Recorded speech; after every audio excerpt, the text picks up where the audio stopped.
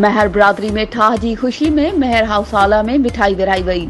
उन सिलसिले में हालात ताल्लुक रखंदड़ महर बिरादरी के अगवान हाजी रोशनुद्दीन महर, रईस ज़मीर हुसैन महर, अली गुल महर, ज़हीरुद्दीन महर ऐं ॿियनि पारां महर बिरादरी के चीफ सरदार मोहम्मद बख्श महर ऐं सरदार अली गौहर खान महर विच में पैदा थियल इख्तिलाफ़ ख़त्म थियण ऐं महर बिरादरी के हिक हुजण ते पंहिंजी बिरादरी समेत इलाइक़े में रहंदड़ मुख़्तलिफ़ बिरादरियुनि जे माण्हुनि में मिठाई तक़सीम कंदे मुबारकूं ॾिनियूं।